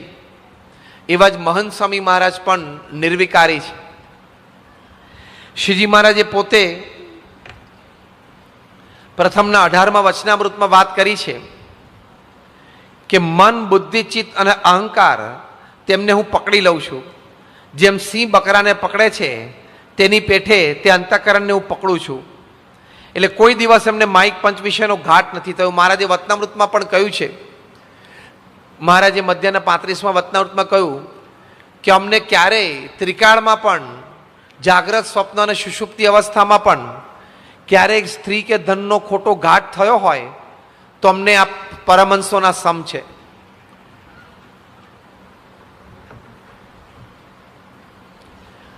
આવી વાત પોતાની મહારાજે વચનામૃતમાં અનેક ઠેકાણે કરી છે. તો મહારાજ સંપૂર્ણ નિર્વિકારી હતા. આ તો એક લૌકિક દ્રષ્ટિ આપણે બોલીએ છીએ, બાકી તો એ પૂર્ણ પુરુષોત્તમ નારાયણની દ્રષ્ટિ, એના સંકલ્પે જીવ પ્રાણી માત્ર નિર્વિકારી થઈ શકે. પણ એવા જ જે મહારાજે પ્રથમના 18માં વચનામૃતમાં પોતે વચન ઉચ્ચાર્યા કે મન અંતઃકરણને હું પકડી લઉં છું. જેમ સિંહ બકરાને પકડે, બકરાના ગળે એકદમ સિંહ ચોંટી ગયો હોય પછી કોઈ રીતે બકરું છૂટે. મહારાજે કહ્યું કેવી રીતે હું મારા મનને પકડું છું. મહારાજે વચનામૃતમાં કહ્યું કે હું મારા ઇન્દ્રિયોને અંતઃકરણને છૂટા મૂકું તો એ અંતર સન્મુખ હૃદય આકાશને વિશે વર્તે છે. એટલે મહારાજનું જે મન હતું એ સંપૂર્ણ એમના કાબુમાં, કંટ્રોલમાં હતું. એવું જ પ્રમુખ સ્વામી મહારાજના જીવનમાં આપણને દેખાય કે એ પણ સંપૂર્ણ નિર્વિકારી, પંચવર્તમાને યુક્ત, નિષ્કામ, નિર્લોભ, નિર્માણ, નિસ્વાદ, નિસ્નેહ, અતિ દ્રઢ, બલકે પોતે સાક્ષાત આ પંચવર્તમાનનું મૂર્તિમાન સ્વરૂપ હતા. તો એમનું મન પણ એટલું જ નિર્વિકારી હતું જેવું મહારાજનું હતું, એવું પ્રમુખ સ્વામી મહારાજનું હતું. 1977ની સાલમાં પ્રમુખ સ્વામી મહારાજ પરદેશ પધાર્યા. ત્યાંથી સ્વામીએ સારંગપુરમાં બધા સંતોને, પાર્ષદોને પત્ર એક લખેલો. એ પત્રમાં સ્વામીએ લખેલું કે ખૂબ ભીડાવાળું વિચરણ ચાલે છે. જ્યાં દીવો ત્યાં દાંતણ નહીં, ને દાંતણ ત્યાં દીવો નહીં, એવું આ વિચરણ ચાલે છે. સ્વામી એવું પણ લખેલું કે ભવિષ્યમાં કોઈ સદગુરુ સંતોનું આવું વિચરણ ગોઠવતા નહીં. સ્વામી કે સવારથી નીકળી અને રાત સુધી બધો ભીડો ચાલતો હોય, રાત્રે બધા ભેગા થાય પણ એવા થાકી ગયા હોય કે એકબીજાને આમ કંઈ વાતેય ના કરે અને બધા સૂઈ જાય જમીને, એવું વિચરણ ચાલે છે.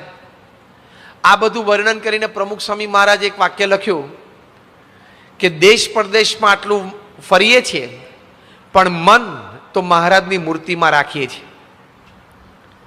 એમના જીવનમાંથી આપણને પ્રતીતિ આવતી. તો પ્રમુખ સ્વામી મહારાજ એવું બોલ્યા જેવું મહારાજ પ્રથમના 18માં વચનામૃતમાં બોલ્યા કે મારા મનને હું પકડી લઉં છું, એમ પ્રમુખ સ્વામી મહારાજ પણ આ પ્રસંગે બોલ્યા નહીં, લખ્યું કે અમે દેશ પરદેશમાં ફરીએ છીએ પણ અમારું મન તો મહારાજની મૂર્તિમાં રાખીએ છીએ. એટલે જેવું મહારાજનું મન નિર્વિકાર હતું એવું પ્રમુખ સ્વામી મહારાજનું પણ મન એ સંપૂર્ણ નિર્વિકાર. એમ પરમ પૂજ્ય મહંત સ્વામી મહારાજનું પણ આપણને દેખાય. પોતે ગુરુપદે આવ્યા અને બોચાસન પધારેલા. સાહજિક જ એક વાર્તાલાપમાં પૂજ્ય ભગવતચરણ સ્વામીએ મહંત સ્વામી મહારાજને વાત કરી. એટલે એક સખા ભાવે હસતા હસતા કે પ્રમુખ સ્વામી મહારાજનું બધું ઐશ્વર્ય તમારામાં આવ્યું છે કે નહીં, મારે એકવાર ચેક તો કરવું પડશે. ત્યારે મહંત સ્વામી મહારાજે કહ્યું, જે યોગીજી મહારાજે એક વખત આવો ઉત્તર આપેલો આવા પ્રસંગે, આવા પ્રશ્નનો,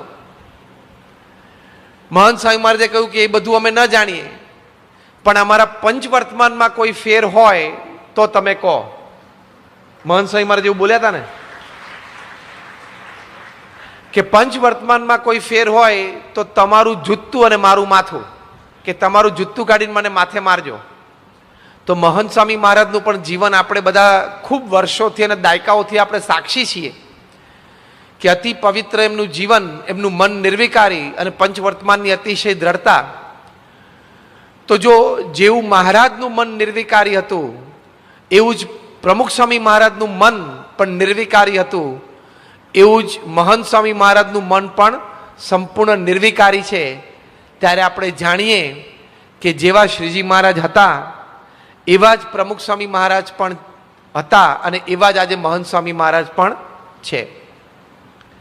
મેં કહ્યું એમાં પ્રથમ દિવસે આપણે એવા 2-4 સદગુણોની એક ઝલક જોશું જેથી આપણને ખ્યાલ આવતો કે આવતા દિવસોમાં આપણે પારાયણમાં વિષયવાર, વિગતવાર વચનામૃતના આધારે આ વ્યક્તિત્વ સામ્યતાની વાતો સમજશું.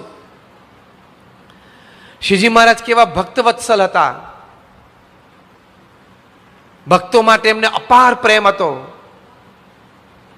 ભક્તો જ પોતાનું જીવન હતા એવું પ્રમુખ સ્વામી મહારાજના જીવન પણ દેખાય અને મહંત સ્વામી મહારાજના જીવનમાં પણ આપણને દેખાય.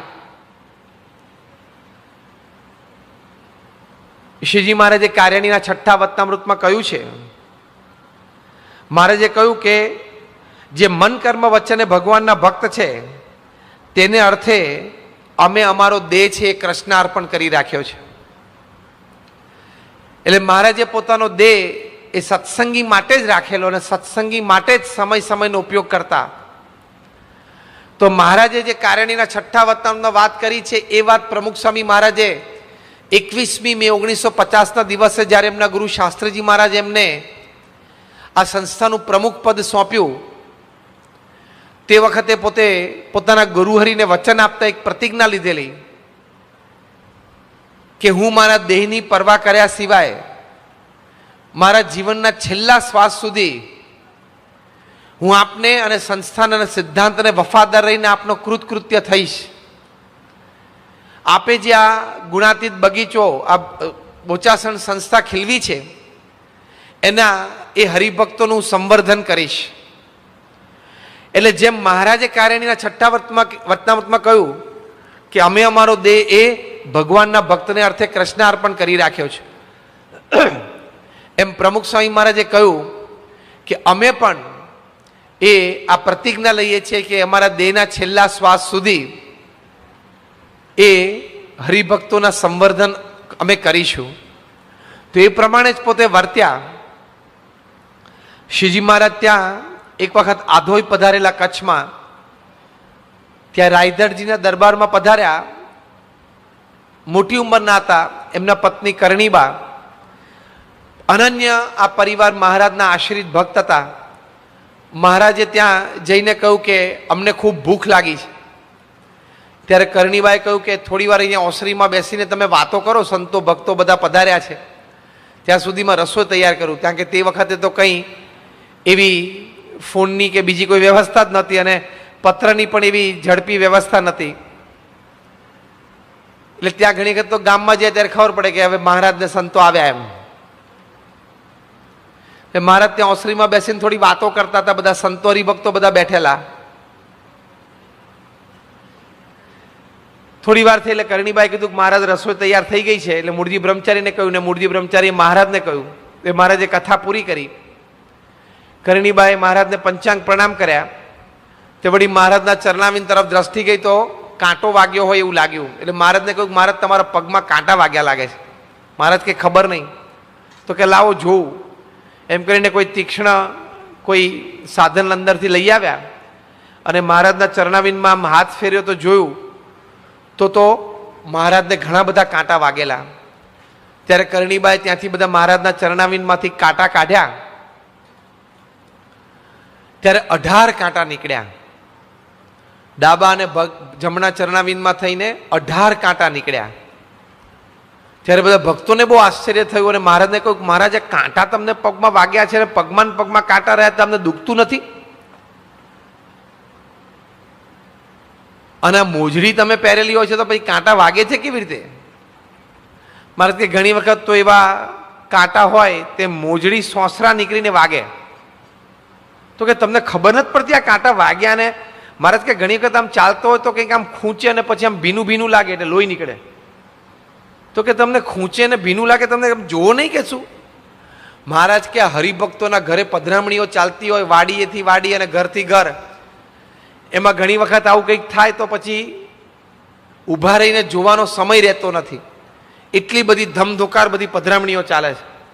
તે કાંટો વાગે તો મોજડી ખોલીને કાંટો જોવાની કે લોહી નીકળ્યું હોય જોવાની ફુરસત નથી રહેતી. મહારાજ કે હવે કેવી પધરામણીઓ મહારાજે કરી છે, કેવા હરિભક્તોને રાજી કર્યા છે. તો આ કાર્યાણીના છઠ્ઠા વૃત્તાંત તો મહારાજ બોલ્યા એ વાત સાચી. મહારાજે કહ્યું કે અમે અમારો દેહ ભક્તો માટે કૃષ્ણાર્પણ કરી રાખ્યો છે.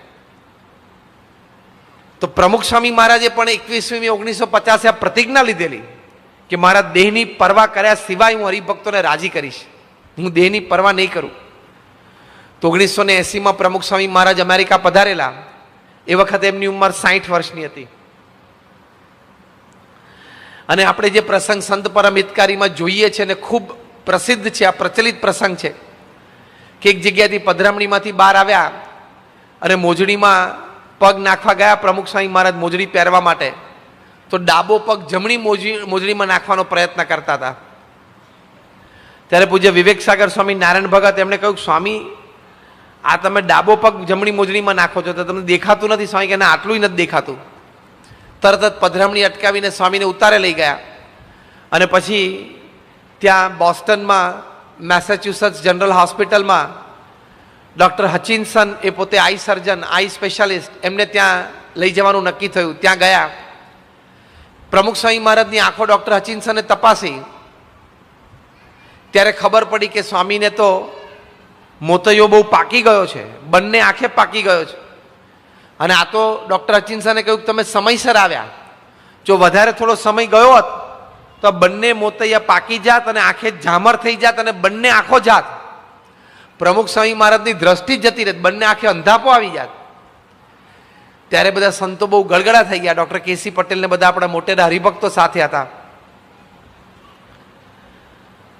ત્યારે સ્વામીને કહ્યું કે સ્વામી, આ બંને આંખે તમને આટલો મોતૈયો પાકવા આવ્યો છે, તમને આટલું દેખાતું નથી, તો તમે કંઈ બોલતા નથી? તો સ્વામી કે આપણને એમ કે અત્યારે બધું અમેરિકાનું વિચરણ ગોઠવાનું છે, હરિભક્તોના ઘરે બધી પધરામણીઓ ચાલે છે, હવે વચ્ચે જો આ આંખે ઓછું દેખાય છે, નથી દેખાતું એવી વાતો કરું તો પાછું બધું કાર્યક્રમ અટકે.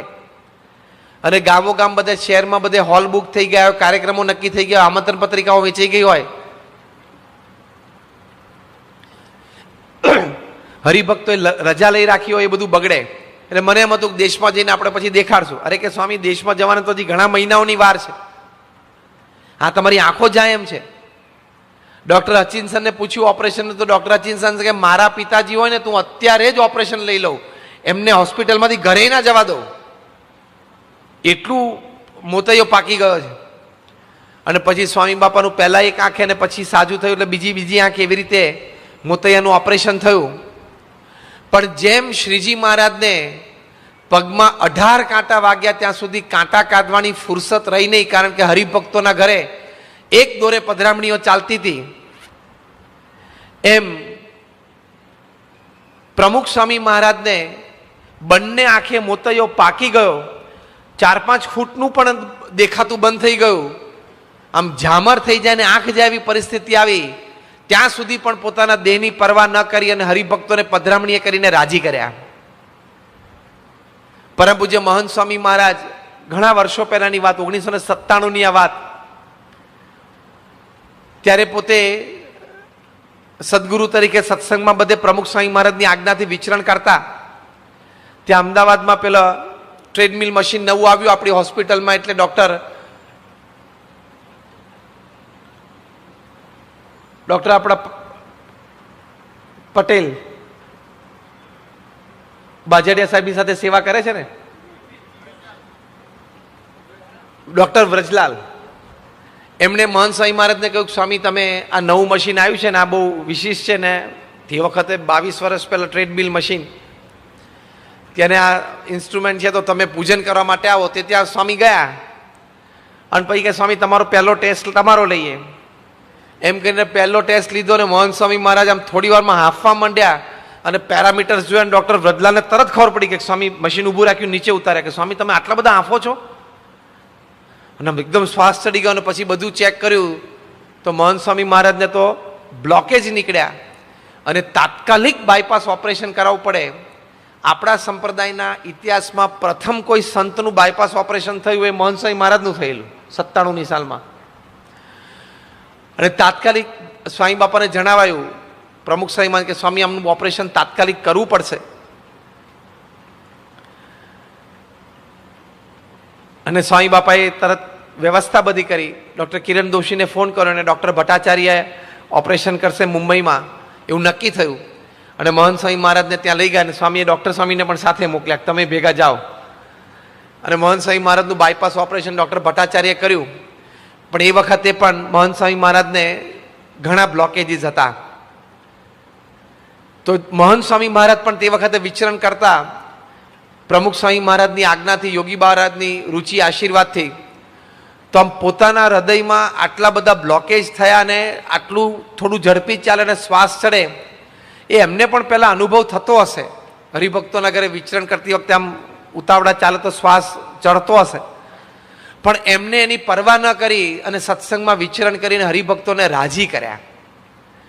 તો જેમ મહારાજને પગે 18 કાંટા વાગ્યા, પ્રમુખ સ્વામી મહારાજને આંખે ઝામર આવી ગયા, એટલે કે આમ મોતૈયો પાકી ગયો, ઝામર આવવાની સ્થિતિ આવી ગઈ, અને મહંત સ્વામી મહારાજને હૃદયમાં આટલા બધા બ્લોકેજ થયા, ત્યાં સુધી પોતાના દેહની પરવા ન કરી અને આ સત્સંગનું સંવર્ધન કર્યું, હરિભક્તોને રાજી કર્યા. ત્યારે આપણે જાણીએ કે જેવા ભક્ત વત્સલ શ્રીજી મહારાજ હતા એવા જ ભક્તવત્સલ પ્રમુખ સ્વામી મહારાજ પણ હતા અને એવા જ ભક્તવત્સલ આજે મહંત સ્વામી મહારાજ પણ છે. બાકી અત્યારે 87 વર્ષની ઉંમરે મહંત સ્વામી મહારાજને અત્યારે હવે આ 86 વર્ષ હમણાં 1 મહિના પછી પૂરા થશે. સપ્ટેમ્બરની 13મી તારીખે એટલે હમણાં 25 દિવસ પછી 86 પૂરા થશે અને 87મું બેસશે. 1933માં એમનો જન્મ એટલે 2019, 86 પૂરા થઈને 87 વર્ષે. 87 વર્ષે આવું વિચરણ દર 5-7-10 દિવસે શહેર બદલાય, વ્યવસ્થા બદલાય. આ 55 દિવસની આ આફ્રિકાની ટૂર ઉપર પધાર્યા છે. વળી આવતા વર્ષે પાછી એપ્રિલની 29થી અમેરિકાની ટૂર ઉપર પધારશે. જો એ ગુણાતીત સત્પુરુષ ના હોય તો પહેલા તો 82 વર્ષની ઉંમરે આવડી મોટી સંસ્થાની જવાબદારી જ કોઈ ના લે. કોઈ તમને પરાણ આપે ને તોય ના પડે હાથ જોડી કે મને આ 82 વર્ષે રહેવા દો. પણ પ્રમુખ સ્વામી મહારાજની ઈચ્છા અને આજ્ઞા મહંત સ્વામી મહારાજે હાથ જોડીને એ સર આંખો પર ચડાવી. દુનિયામાં કોઈ ધર્મ સંપ્રદાય એવો નથી કે જેમાં 82-83 વર્ષે આટલા મોટા સંપ્રદાયની જવાબદારી કોઈ સ્વીકારે. આ એક જ વાતમાં એ ગુણાતીત સત્પુરુષ છે ને એવું સાબિત થાય.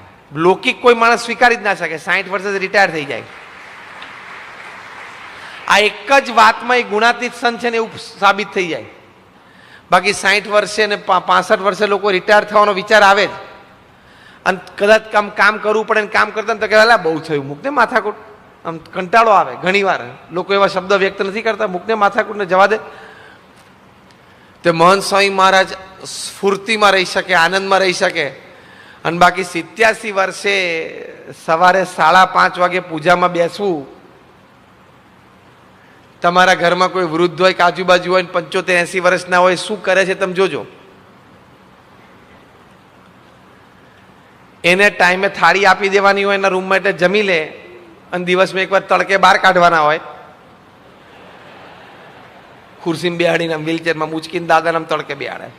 બહુ તડકો લાગે એટલે બૂમો તો પાડી નાખે, એટલે આમ લાકડીઓ 2-4 વાર પછાડે. એટલે અંદર કોઈ ઘરમાં હોય ને દીકરો દીકરાની વહુ છોકરો કઈ એ પાછા ઉચ પકડીને અંદર લઈ આવે, બેહાડ દે. તે આટલું જ હોય. પછી 80, 82, 85 આપણને બધાને અનુભવ છે. કોઈ આપણા ઘરમાં વૃદ્ધ હશે અથવા પડોશમાં હશે, ક્યાં એ અને ક્યાં 86 વર્ષે સવારે 5:30 વાગે આટલા સ્ફૂર્તિમાં મહંત સ્વામી મહારાજ પૂજામાં આવી જાય. પૂજા પછી વાતો કરે, ઉતાર થોડા હરિભક્તોને મળે અને 7:30 વાગે પૂજામાં નાસ્તો કરવા પધારે. તમે જોજો વિજ્ઞાન પ્રમાણે પણ આપણે ઉઠીએ ને અને પહેલા 1.5-2 કલાકમાં અંદર કંઈ પેટમાં જાય નહીં ને તો આમ અશક્તિ આવવા માંડે શરીરમાં.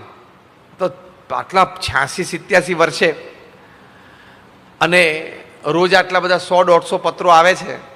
એ બધા પત્રોના પ્રશ્ન એમની પાસે રજૂઆત થાય. એ પ્રશ્નોના પાછા ઉત્તર આપે. અટેન્ડન્ટ સંતો નાખી ટીમ છે, બધા એના ઉત્તર લખે ને પછી રોજ આ બધા 100-150 પત્રો ઉપર સહી કરવાની. કેટલું ભક્તવત્સલપણું કહેવાય. રોજ સાંજે અડધો કલાક મુલાકાત આપે, અડધો-પોણો કલાક 100-150 હરિભક્તોને મળે, એના પ્રશ્નો સાંભળે, એનું સમાધાન આપે. અને તમને પ્રશ્નો કે સાંભળવાનો તો ખરો ને, પ્રોસેસ તો કરવાનો ને, વિચાર તો કરવાનો કે આને મારે શું કહેવું. એમને એમ કંઈ થાય તો કેટલું ભક્તવત્સલપણું કહેવાય કે મહંત સ્વામી મહારાજ 86 વર્ષની ઉંમરે રોજ આ 100, 125, 150 જણાને એના પ્રશ્નો સાંભળે. આ 100-150 જણાના પ્રશ્નોના પત્રો દ્વારા એના પ્રશ્નો સાંભળે, એનો ઉત્તર આપે. પાછા એટલા ફોન કોલ હોય, એમાં આશીર્વાદ આપવાના હોય. સંસ્થાની વહીવટી મિટિંગ હોય, કોઠારી સંતો અથવા જવાબદાર સંતો ફોન કરતા હોય, માર્ગદર્શન લેતા હોય.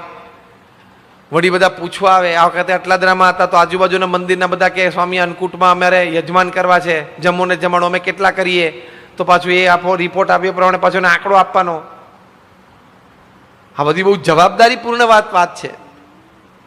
પ્રમુખ સ્વામી મહારાજને ઘણી વખત મોટી ઉંમરે સંતોએ કહ્યું, સ્વામી તમારે હવે છે ને પોપ જેવું કરવાનું કે ગેલેરીમાં એકવાર આવવાનું રવિવારે, અને સામે બધા ભક્તો એટલે બેઠા હોય સભામાં હાથ ઊંચો કરી દેવાનો. એટલે એમાં દર્શન ને આશીર્વાદ ને મુલાકાત ને પત્ર લેખન ને ભોજન દર્શન ને વોકિંગ દર્શન બધું આવી ગયું. સ્વામી એકદમ ભાવમાં આવીને કે સ્વામી કે આપણી રીત એમની રીત એ હશે, આપણી રીત આ છે. પછી એકદમ ભાવમાં આવીને આવા જ એક પ્રસંગે પ્રમુખ સ્વામી મહારાજ એવું પણ બોલેલા, સ્વામી કે મેં શાસ્ત્રીજી મહારાજને 86 વર્ષની ઉંમરે ફરતા જોયા છે, એટલે કે વિચરણમાં જોયા છે. મેં યોગી મહારાજને 80 વર્ષની ઉંમર સુધી વ્હીલચેરમાં ફરતા જોયા છે. મારાથી પગ વાળીને બેસાય નહીં. પોતાના ગુરુને મોટી ઉંમરે વિચરણ કરતા જોયા છે ને.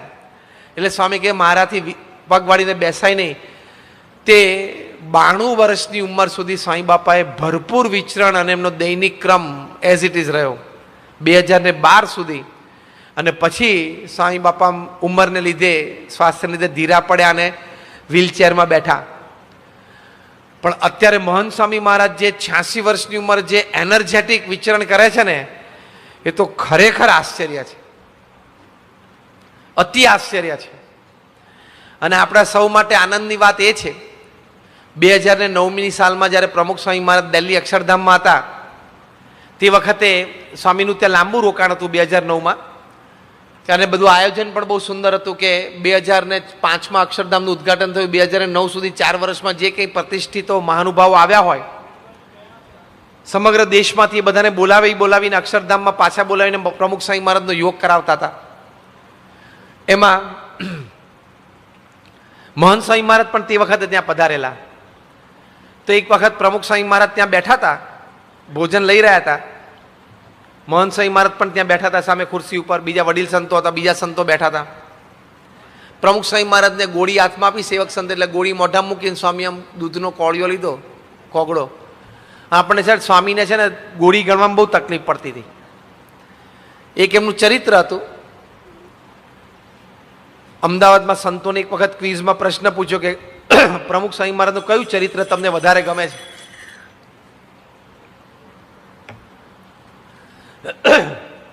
ત્યારે બંને ગ્રુપના સંતોએ લખેલું કે ગોળી મોઢામાં મૂકે અને નાના બાળકની જેમ એમના ચહેરા ઉપર જે મૂંઝારો શરૂ થાય કે હું આ કેમ ગળું. અને આમ ઘણી વખત એવું થતું હતું કે કોગળો મોઢામાં લીધો ને તો કોગળો ગળી જાય ને ગોળી મોઢામાં રહે. હા, એવું એમને બહુ ઘણી વાર થયેલું છે. અને પછી આમ કરે ત્યારે કૃષ્ણ ખબર પડે કે આ ગોળી મોઢામાં રહી ગઈ છે ને કોગળો ન જતો, કે હવે ફરી વખત કોગળો લો. અને પછી એમ કે બધાને કે ભાઈ હમણાં કોઈ બોલશો નહીં, કોઈ હસાવશો નહીં. એટલે આમ કરે અને બરોબર આમ ગોળીને આમ લાગમાં લઈને પછી આમ ઝાટકો મારીને ઉતાર દે. અને ગોળી ઉતરે એટલે એમને એટલી નિરાશ થતી હતી ને કે જાણે બહુ મોટો કાર્યક્રમ પત્યો, એક દિવસનો એક મોટું કામ પત્યું એવું એમના ચહેરા ઉપર. એટલે બાળ સહજ નિર્દોષતા એમના ચહેરા પર રહેતી. ગોળી ગળતા ને ત્યારે મૂંઝારો પણ એવો રહે અને ગોળી ગળ્યા પછી આનંદ એટલો થાય કે એક પત્યું. પેલા નાના બાળકને એની મા પરાણે ગોળી ગવડાવે, પેલો બાળક નાના માન ગોળી ગળે ને એવું થતું. એક એમનું ચરિત્ર હતું, આપણને બહુ એની સ્મૃતિ છે. પણ એમ ગોળી ગળતા હતા એટલે બધા સામી સામે જોતા હતા, થોડું થોડું હસતા હતા. જો હવે મૂંઝારો શરૂ થયો એમને. પછી એમને ગોળી ગળીને, બુદ્ધિશાળી તો બહુ હતા સ્વામી, એમને ખબર તો પડી ગઈ બધાના મનમાં આ વિચાર ચાલે છે મારી સામું જોઈને. એટલે સ્વામી પ્રમુખ સ્વામી મહારાજે મહંત સ્વામી મહારાજને પૂછ્યું કે મહંત સ્વામી તમારે આમ ગોળી ગળવાનું કેવું કેવું આમ ફાવે એમ કેવું? એટલે મહંત સ્વામી બહુ આમ ભાવથી બોલ્યા, જે હકીકત હતી. મહંત સ્વામી કે હું કોળિયો ચાવતો હોઉં, આવું કહ્યું. હો મહંત સ્વામી આ પ્રસંગે પ્રમુખ સ્વામી મહારાજને બધા સંતોને યાદ રહી, સ્વામી જમતા હતા કે હું કોળિયો ચાવતો હોઉં અને એ વખતે મારે ગોળી લેવાનું થાય અને ગોળી મને આપે લો, આમ જીભથી કોળિયાને આ બાજુમાં મૂકી દઉં અને આ બાજુ ગોળી મૂકી આમ કરું તો ગોળી ગળી જાય અને પાછો પેલો કોળિયો વચ્ચે લઈને ચાવું. એટલી બધી એક્સપર્ટાઇઝ છે એમની. આવું કહ્યું મહંત સ્વામીએ. એટલે બાપા પણ બહુ હસ્યા, બધા સંત, કારણ કે આમાં તો બહુ ડિફરન્સ પડી ગયો ને. ગોળી ગળવામાં સ્થૂળ ક્રિયામાં તો કેટલી રેન્જ આવી ગઈ મોટી કે આ બિચારા કોકડો મોઢામાં હોય તો મૂંઝાયા કરે, કરે માંડ ઉતરે. અને મહંત સ્વામી કે કોળિયો મોઢામાં હોય ને એ વખતે ગોળી આપે તો જીભથી કોળિયો બાજુમાં કરી નાખું, ગોળી મૂકી દઉં, ગળી જાઉં અને પાછો કોળિયો ચાવન ચાલુ કરી દઉં, ભેગો કોળિયો ગળી ના જાય. હા.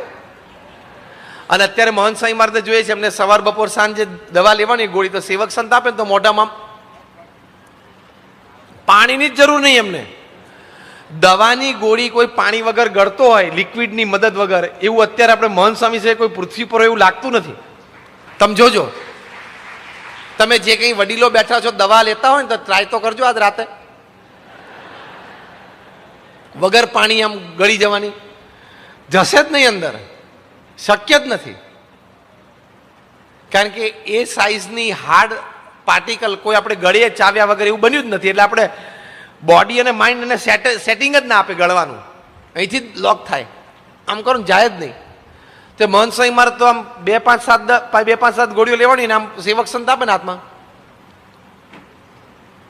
ફટાફટ ગળી જાય, બધી ગળી જાય ને પછી એકાદ કોગળો સેવક સંત આપે ને એકાદ કોગળો પી લે. એમને કોઈ લિક્વિડ ધક્કો મારે ગોળી માટે જરૂરત નથી પડતી. આ તમે કોઈક ડોક્ટરને કહેશો ને તો એને આશ્ચર્ય લાગશે, ગમે તે વ્યક્તિ માટે આશ્ચર્ય છે. એટલે મહંત સ્વામી આ પ્રસંગે આવું બોલ્યા કે હું આવી રીતે ગોળી ગળી જાઉં, અને જ્યાં હું બોલ્યા ને ત્યાં પ્રમુખ સ્વામી મહારાજ આમ લટકું કર્યું ડાબા હાથે. સ્વામી કે તો તમે 100 વર્ષ જીવશો, એવું બોલ્યા. સાંઈ કે તો તમે 100 વર્ષ જીવશો. એટલે આપણી માટે બહુ આનંદની વાત છે કે પ્રમુખ સ્વામી મહારાજનું આ વચન છે. એટલે આપણી સામે આપણા ગુરુહરિ પ્રત્યક્ષ જે પ્રમુખ સ્વામી મહારાજ માટે આપણે પ્રમુખ સ્વામી મહારાજ શતાબ્દી મહોત્સવની જે એવું બોલતા હતા એમના પ્રત્યક્ષ સાનિધ્યમાં, અને આપણા બધાનો ભાવ અને પ્રેમ હતો કે પ્રમુખ સ્વામી મહારાજનો શતાબ્દી મહોત્સવ એમની હાજરીમાં ઉજવાય, એ સંકલ્પ પ્રમુખ સ્વામી મહારાજ આપણો સૌનો મહંત સ્વામી મહારાજ દ્વારા ચોક્કસ પૂરો કરશે જ. તો આવી રીતે જેવા શ્રીજી મહારાજ હતા એવા જ પ્રમુખ સ્વામી મહારાજ હતા, અને એવા જ આજે મહંત સ્વામી મહારાજ છે. એ વિશે એક વાત આપણે વચનામૃતના આધારે એમના વ્યક્તિત્વની સામ્યતાની આજથી આપણે આ પારાયણમાં શરૂઆત કરી છે. થોડીક ઝલક આપણે જોઈ. આવતીકાલથી રોજ આપણે વચનામૃતના વચનો એ દ્વારા શ્રીજી મહારાજનું વ્યક્તિત્વ, પર્સનાલિટી, એવું જ પ્રમુખ સ્વામી મહારાજનું અને એવું જ મહંત સ્વામી મહારાજનું છે, એ બધી વાતો વિષયવાર અને વિગતવાર આપણે જોઈશું. શ્રી સ્વામિનારાયણ ભગવાનની જય.